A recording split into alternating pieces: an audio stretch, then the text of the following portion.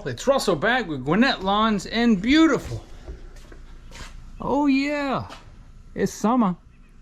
Look at that Atlanta, Georgia sky. Atlanta, Georgia. Today is, what is today?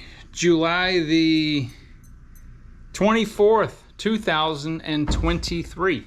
And on today's video, as you can see by the thumbnail, it is the Trimstar's 600 hour, well, we'll say 600.5 hour review.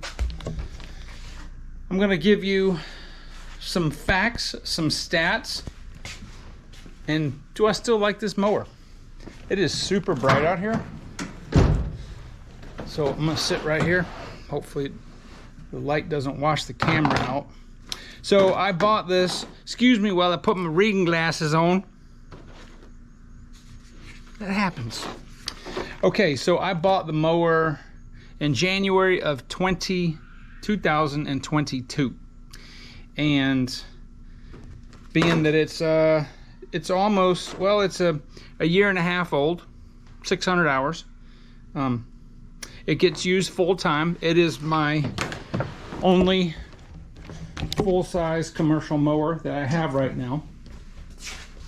What have I done to the mower that is not stock? Well, the first thing you probably notice is I have my trimmer here, and I welded this bracket up and utilized the existing bolt holes for the to mount it here, and then I used the existing bolt hole there with some threaded rod and made me a spring tension holder, and this works phenomenal. It saves a lot of time not having to go back to the truck to get the trimmer, so it's always with me. And then I don't have to have a place on the truck to put it because it always stays on the mower. The very first thing that I did was put the grain guard. This is the heavy duty adjustable. The motor's adjustable, and it's also got the magnetic mount. Phenomenal. As you can see, that's a little bent. My fault, I'm sure. Yeah, this thing is an absolute must. I love this grain guard heavy duty chute blocker. Love it. The switch I mounted here, and I'm not going to activate it obviously, but you guys have seen it. I think the next thing that I did was put the Go Slide on here. If you're not familiar, it just flips down, and that's basically your sulky, right? These things are phenomenal. Now, all this spring and stuff, assembly and chain and all that, this is all my doing. It does not come with the Go Slide. The reason that I went with the Go Slide as opposed to the Pro Slide, which is a little different, that I had on my 54-inch Trimstar, is that I can go backwards on this. You can't go backwards unless it's with great difficulty on the Pro Slide. Now the Pro Slide tucks up further and it comes down automatically, so you don't have this chain. And I can't tell you how many times I have bashed my shins into this when it's down. Like a lot of times I'll run with it, you know, I'll be doing something and I need to walk behind it for a while, so I'll do this. But the problem is if it's bouncy, it'll bam, bam, bam, bam, and then sometimes whack. And it has sliced my shin, actually both shins, on several occasions with, well, that's not cool. But this is a little cheaper, and I don't care the cost difference. I just like the fact that I can go backwards on this as long as I want. So, yeah. So that's the other thing I did. I don't know if anybody ever wonders why I have this. This is just a magnet. It's a piece of inner tube, and the reason that I put this here, the main thing is that after a while, these LCD screens sitting in the sun all the time can get washed out and get to where you can't read them. So that's why I have this on here, and normally there's another magnet right here, and that's just to protect it from the sun. Obviously it's the original engine. I change the oil and filter every 100 hours. As you can see, I've got magnets on the filter. I just did a video on some of the maintenance secrets that I use and why I put these magnets on here. You need to check that video out. The air cleaner I usually replace about every 200 hours, but I do clean it out every other day if it's dusty out, because Bermuda grass is so fine and it produces a lot of dust that and plus we're cutting low. Somebody did make the point of why the blades around here don't last very long, while they wear out, they get sandblasted, because we cut at like 2 1/4, 2.5 inches, whereas if you're in some place that's got a cool season grass, or maybe you're cutting St. Augustine, you're cutting higher, maybe 3.5 or 4 inches, so you're not as close to the ground and pulling up as much dust. These are the original tires on both right and left side. I would say these have about 75% tread left, and have not experienced any problems or flats with those. I replaced the belts, the hydro belt and also the deck belt. I believe it was 400 hours. That will be they'll last longer than that, but I will change them at 400 hours regardless, because on my other 54 I had it was a stick go down in here. It was a 1 in a million shot, went down in there and right at the right angle, went between the pulley and the belt and popped the belt off. Well, that belt is a real pain. It didn't break the belt, but it taught me a valuable lesson that if the belt does break, while this mower is very easy to work on, it's still a little bit of a pain, and I would rather do the belts in the comfort of my garage. Now, could they still break? Yes, but not at 400 hours. And the belts still look good. I added some Zerk fittings to the caps here. I keep the spindles greased. I don't know if I've ever done a video on that, but let me show you guys something that I do on every piece of equipment that I have. I have a spreadsheet, and I'm already on page 2, almost getting ready to be on page 3, but I write everything down. It's got the date, the hours, and then I've got common things like sharpened blades, oil and filter, air filter, spark plug, fuel filter, greased, and then hydro. And then I have a place over here for the comments. So I know exactly when I replaced blades, when I did, clean air filters. So once a week, I will sharpen the blades. I can get by with once a week. It's about 12 hours worth. And I do that and tend to anything that's attached itself to the deck and just look everything over. It's got obviously the original carburetor. I do change the fuel filter and will change it starting now, or before. I do this annually. I was having a problem where this was cutting out intermittently every once in a while, and it was because the fuel filter had some debris in it. So I'm going to start doing that once a year. And then of course the plugs, I'm just going to do those once a year. Now, what problems have I had with this? Only one. As you can see, I have a bungee cord here, and I do not recommend that you bypass the operator presence control safety feature. This is supposed to let me just show you, if you're not familiar with the Trimstar. These are supposed to be like this, and you're supposed to have one or both of these. So you can drive this one-handed if you need to, but you're supposed to have one or both of these depressed when you engage the blades and it's out of park. Well, I was having a little bit of a problem with, there's a master switch that's right under here. I don't know if you can see it, but there's a big switch under there. It's like a multi-function switch. I believe that switch is starting to go bad. So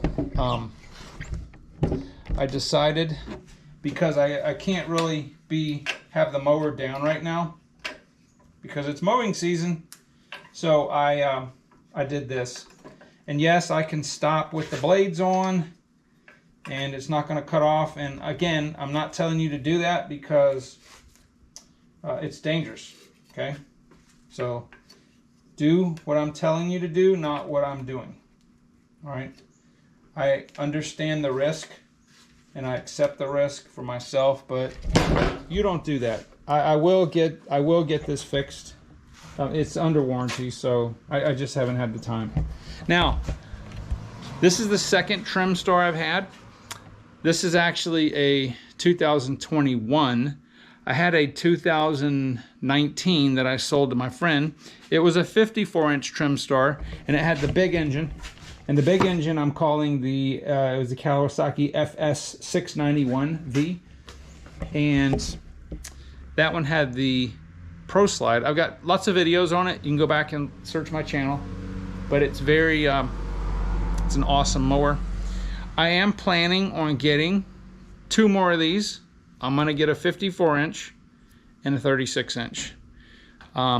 Not exactly sure because I do need a backup mower. The 36 would make more sense because I have some gates that are like 50 inches wide. And obviously this mower fits through, and the 54 wouldn't fit through there. But I do have quite a few yards that the 54 would speed up my production. So if I needed to put this mower in the shop for whatever reason, I could just go around with the 36. Now, also the hydro, I do the hydro gear oil every 200 hours. Now, one of the things that I like about the Trimstar, besides the fact that it is an absolute mountain goat on hills, this thing is unbeatable. I've done some slopes that it's hard to just physically walk up, much less get a mower on there. Before I had a 36 Wright standard mower, 36i. Love that mower, and that's what I had as my only mower for a while, and I did some stuff with that mower that Ed Wright would not have been proud of because it was just slap dangerous, but I didn't have a choice. But I like the fact that with the Trimstar, the hydro oil is the exact same oil you use for the engine, just 20W50 motor oil. It's got the ZT 2800 transaxles. My Wright had to use hydrostatic fluid, which is completely different than motor oil and is expensive. So I like the fact that I can use the same oil. Let's see, I still have the original front wheels, and these things will probably last, who knows how many hours, a long time. My goal for this engine is to get at least 4,000 to 5,000 hours out of it. I think the average-ish is about 3,000 hours out of one of these. 2 things that are the only things that's really gonna achieve that is keeping really clean air filter and keeping the oil and filter changed. I am actually, when I did the oil and filter on this last couple days ago, you know, I told you I've been using the AMSOIL its whole life, and I've used that only in the Wright and my other Trimstar, and it's phenomenal oil. However, I did an oil analysis. I pulled a sample, sent it off to the lab. I'm waiting on the results for that because I want to see what kind of condition the engine is in here at the 600-hour mark, and I want to see what kind of condition the oil is in at that 100-hour mark, because Kawasaki recommends that you change the oil then. But I am doing a test that the oil that's in here now is this right here. It's the Valvoline VR1 racing oil. Now this stuff is about a little more than half the cost of AMSOIL.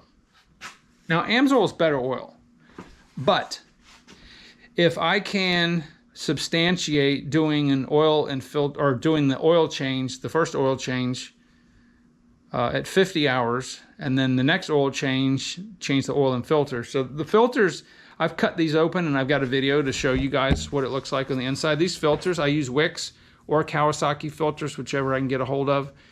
Never seen anything in the filter at all alarming. They're really good filters. So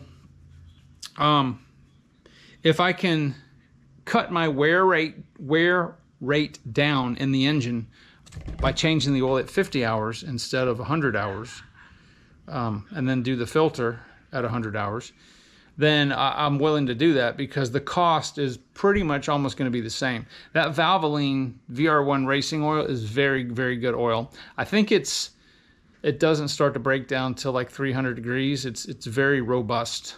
It's not made from the same stock as the AMSOIL, so it's technically, well, I'm not going to get into a lot of the oil stuff because you guys probably don't care, but suffice to say that I'm going to be doing a couple oil analysis on this oil as it's in the engine and compare it and see if it makes sense for me to do the oil change at 50 hours instead of 100. Because my goal is to make this engine last, I'd like it to last at least 5,000 hours. And these things are not cheap. Right now, these engines are like $1,700. Between $1,700 and $1,850. Whenever the engine does wear out, I'm not going to put this engine back on there. I'm going to put a FS691 because I need more power. Part of the trouble that I have with some of my yards are they're just weeds and crabgrass and that stuff. Oh, it's so thick, and it will. I mean, this is a stout engine. You know, this is 18.5 horsepower, but I do know that my 54 didn't have as much because it had 24 horsepower.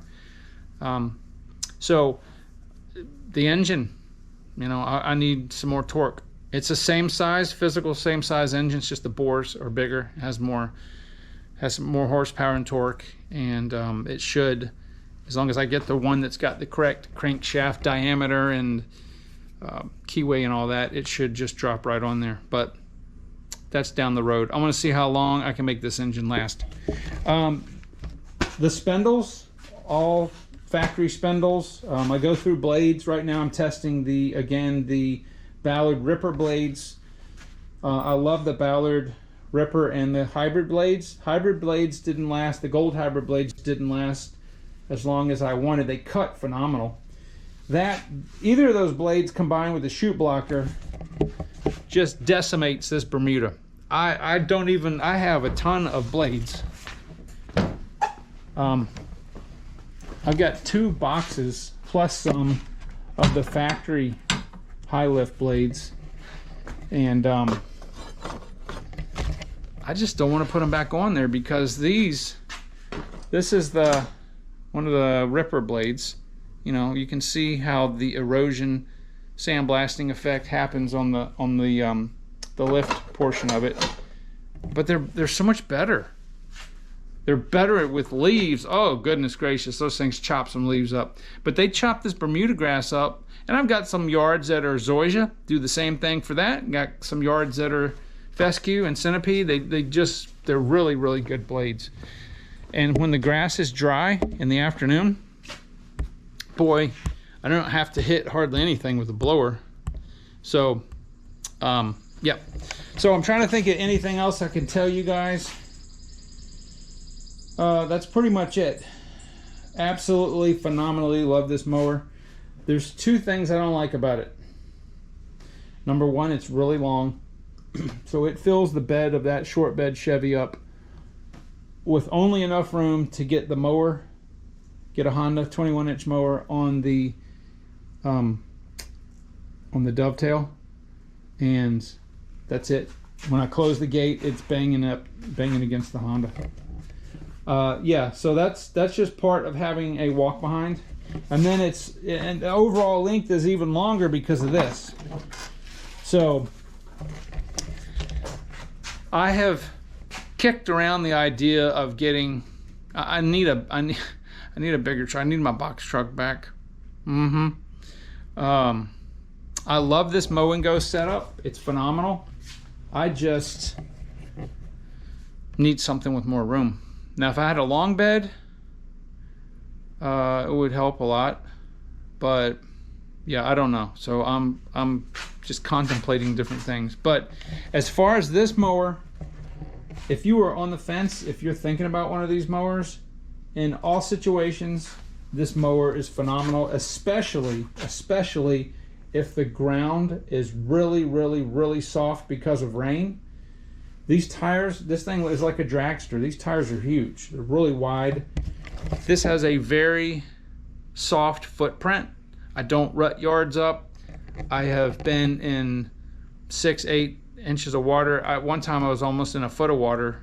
I didn't know it was there. I wouldn't have done it, but thing just goes right through it. If I had had my if I had a sit down or had taken my right, which I have gotten stuck before, I've never gotten a Trimstar stuck, it would have not gone, wouldn't have been good. So and then if you have, so if you're not in an area that's got a lot of hills and you're like, well, I don't need one of these, if it ever is really soft, the rain and stuff, you get a lot of rain like down in Florida, you get those giant thunderstorms and then everything's real mushy. These are great. So I do really enjoy stand-up mowers, and I'm not opposed to never using them again, but for this terrain here, this mower makes so much sense because it is like a tractor combined with a tank. It just really is. I can do stuff with this mower on off-camber hills and stuff, and going up and down and backing up. It's stuff you just can't do with the sit down or stand up. You just can't. It's too steep. Everything's got its limitations. So always use premium fuel in here. I'm sorry, not premium, but I use 90 octane, but it's ethanol free. I use ethanol free in everything. No ethanol goes anywhere. And that's pretty much it, man. This mower has been phenomenal. I hope that I'm going to be doing a 1,000-hour review here middle of next year, maybe, or more, maybe a little earlier. But anyway, so I'm very happy. If you guys are in North Georgia, that is where I get it, from Georgia Outdoor Equipment. They're one of the biggest Trimstar or Hustler dealers, I think, in the country. I know that at one point they were selling 300 of these Trimstars. I think he said a year at least. So I'm seeing more and more of them on people's trailers. So and the other thing that I love about the mower is that you can operate this one-handed. All right, so if I'm in other walk behinds, well, I don't want to do that because it's that, but this right here, the height adjustment, you can just float the deck if you want. If you're going over something you're going to scalp, so it's just a pen. It's got the heights right there, and I pretty much cut everything right now at 2 inches. But most other walk behinds, you've got 4 individual pins, which no, I would not have a mower that had to do that. That's like 1950s technology. But yes, I love this, and I love the fact that I can, obviously I can operate this and have my right hand on here if I need to adjust the deck real quick. But yeah, superb mower. Can't say enough good things about it. And I'm gonna try to buy 2 more. I'm gonna do it. So if you guys got any questions about these, if you have, I think the other 54-inch Trimstar I had maybe, I don't know, 400 hours, 300 hours on it when I sold it. But anyway, phenomenal mowers. I love them. So I will always have Trimstars. That's for sure. So anyway, hopefully that helps. And if you have any questions, any comments, leave them down below, and I will talk to you guys on the next video.